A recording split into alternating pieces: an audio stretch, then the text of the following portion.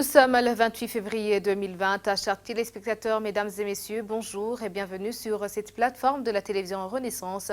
C'est le journal en langue française. Donc, voici les principaux titres. Ce n'est plus à démontrer. La première dame du Burundi avoue que les assassinats sont une réalité au Burundi. Vous allez la suivre dans ce journal. Le collectif des avocats des victimes est en tournée au Canada pour demander à ce pays son soutien dans son combat pour la recherche de la justice. Vous allez suivre dans ce journal Maître Armel Niongere, l'un des avocats des victimes. La Banque mondiale a récemment publié un rapport sur les détournements des aides vers les paradis fiscaux. Un expert économiste dit que cela est fait par la complicité des agents des institutions qui donnent des dons à ce pays.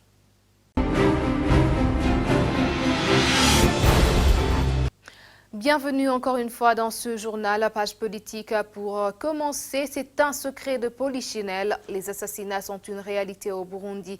Même la première dame l'avoue. Denise Nkurunziza admet même l'existence d'un plan des assassinats sélectifs. Elle a tenu ses propos dans une rencontre de femmes appelées Femmes des Destinées. C'était ce jeudi. Dans les conseils qu'elle a prodigués, elle demande aux femmes de venir en aide à leur mari jusqu'à endosser leurs méfaits.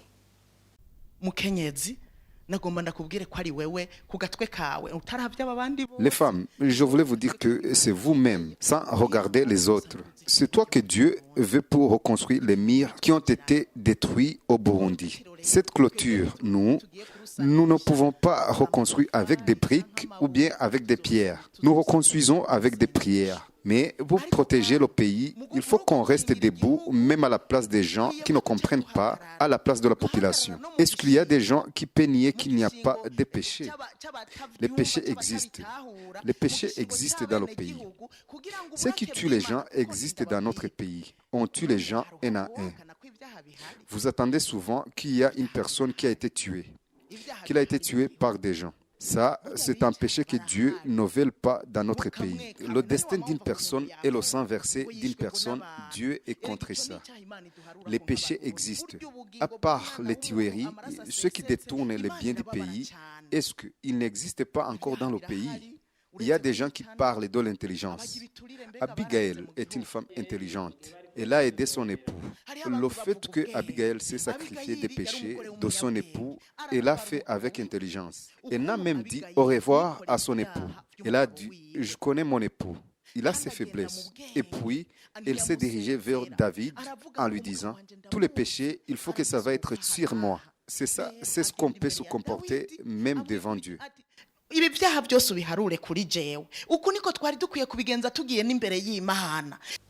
Denise Nkurunziza dit cela au moment où l'insécurité persiste au Burundi. Un groupe de gens qui étaient parmi ceux qui avaient attaqué dans la commune Nyabiraba a été tué par la police et les jeunes de la milice Imbonerakure après leur arrestation. Selon ceux qui les ont vus, ils sont morts égorgés. D'autres ont été déshabillés avant d'être tués. La plupart d'eux seraient membres du parti CNDD-FDD affilié à la Ligue des jeunes Imbonerakure. Selon certaines sources, ils avaient été arrêtés lors des affrontements des hommes armés qui ont attaqué dans l'après-midi du samedi du 22 février 2020. Les crimes qui se commettent au Burundi nécessitent absolument des enquêtes indépendantes. Pour Eloge Willy Kaneda, journaliste indépendant, le besoin se fait plus que jamais sentir. Il le dit à la suite des attaques armées en semaine dernière en province de Bujumbura. Celle-ci aurait occasionné des exécutions sommaires.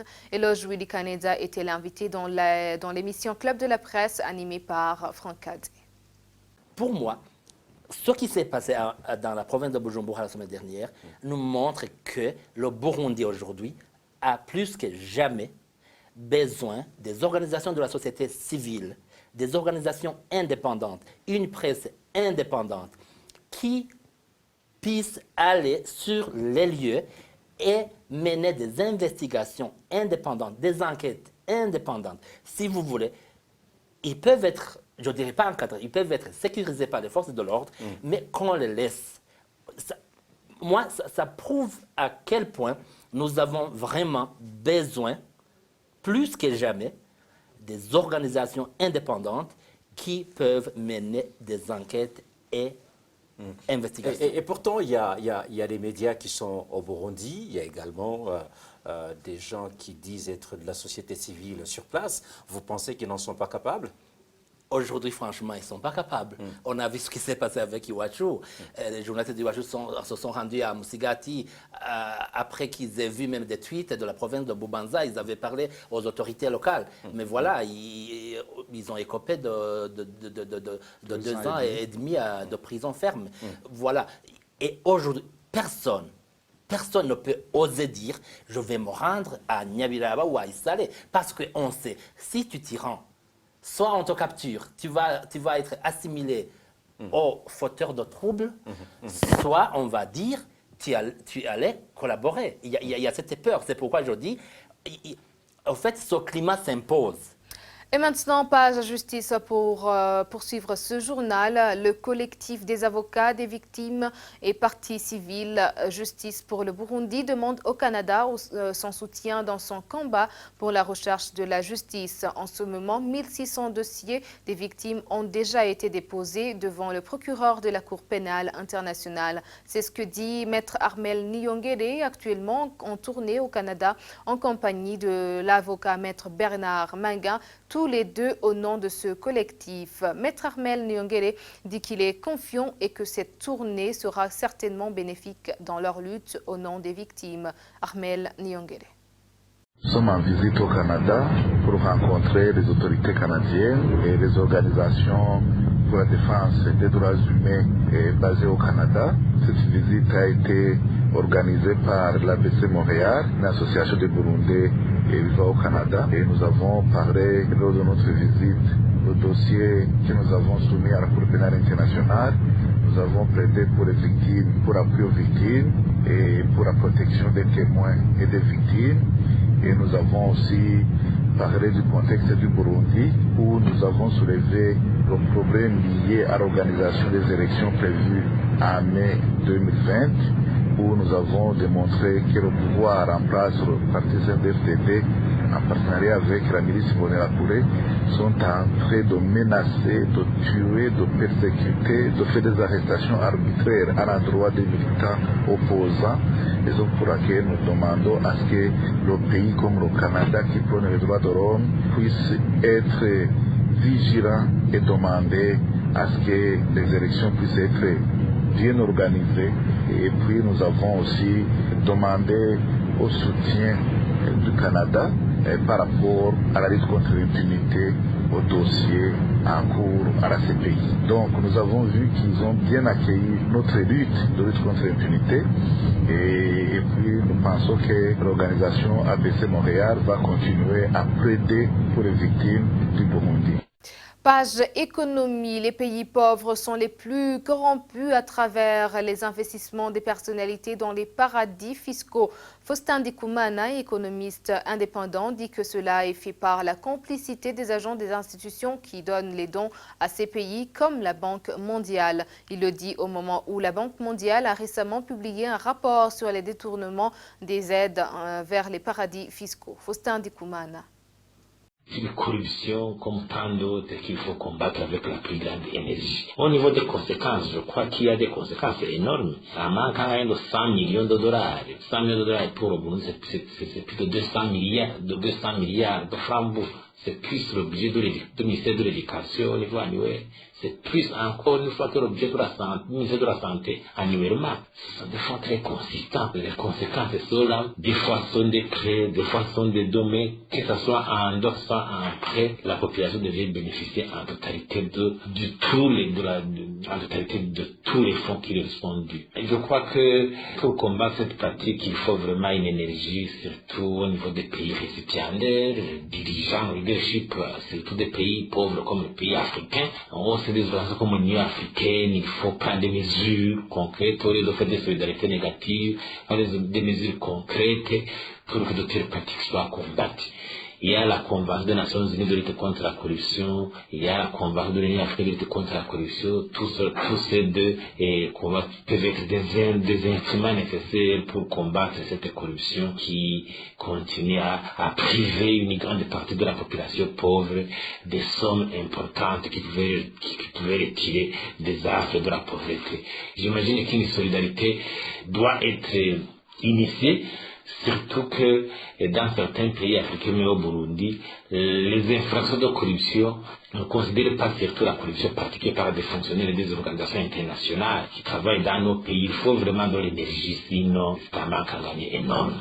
C'était Faustin Ndikoumana, un économiste indépendant. Pendant la période électorale, les journalistes doivent savoir que ce qu'ils disent a un impact sur la vie du pays. Ce sont les propos d'un expert en communication non violente, Adolphe Sururu, en même temps professeur de l'université. Il avait organisé un séminaire à l'intention des journalistes burundais sur le comportement à avoir pendant la période préélectorale, pendant et post-électorale. Suivez.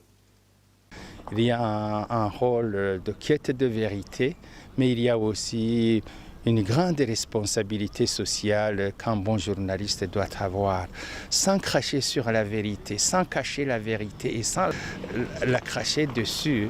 Un bon journaliste doit aussi mesurer l'impact de ce qu'il doit annoncer sur la vie des communautés, sur la vie du pays, et sur la sauvegarde de l'harmonie sociale. Il est très important que le bon journaliste puisse comprendre qu'il doit être aussi un bon pédagogue. Vous êtes des acteurs sociaux, vous êtes les yeux par lesquels l'opinion publique peut se regarder et se reconnaître. C'est pour cela que nous recommandons aux journalistes, sans les empêcher d'appartenir à des formations politiques, leur dire qu'il ne faut jamais mélanger votre métier de journaliste et vos ambitions politiques. Il est très important. Même si nous avons chacun sa casquette, il est très important de savoir se comporter en professionnel en donnant une information équilibrée, basée sur la vérité, chercher la diversité des sources, le pluralisme des informations, mais il faut aussi se garder d'être des politiciens avec des commentaires ou bien des sympathies affichées en période électorale. Avec cette attitude, nous pouvons être sûrs que nous pouvons délivrer des messages apaisants. Nous pouvons déboucher sur des élections libres tout en y ajoutant aussi les bons rapports qui doivent exister, de bons rapports constants, réguliers entre les médias et la commission chargée des élections. Ici, je veux parler de la CENI.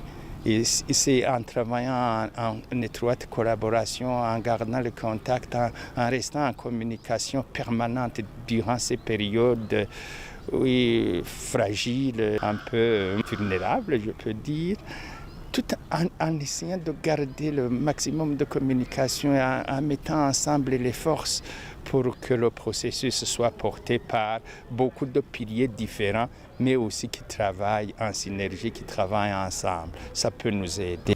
Et maintenant, pour clore ce journal, le service de la protection civile promet de former beaucoup de personnes en matière de la protection civile pour faire face aux catastrophes liées au changement climatique. André Ndayambadje, le secrétaire permanent au ministère de la Sécurité publique, indique que l'objectif vise à former au moins un membre de la famille qui pourrait servir de modèle en cas d'une situation nécessitant l'intervention de la protection civile. La célébration de cette journée vise la sensibilisation du grand public sur le rôle de la protection civile dans la vie quotidienne de la communauté et la mobilisation des populations à la préparation aux catastrophes. Pour soutenir les efforts de développement technologique et industriel destinés à améliorer les conditions de vie des communautés, il a été introduit des mesures de protection des personnes et de leurs biens, y compris les premiers secours. Les premiers secours relèvent du mandat de la protection civile et des autres structures compétentes, mais les actions de secours commencent avec les premiers gestes posés avant l'arrivée des organes compétents. Il est donc essentiel que chaque ménage dispose d'une personne qui soit familière avec les notions élémentaires de secourisme et de premier secours.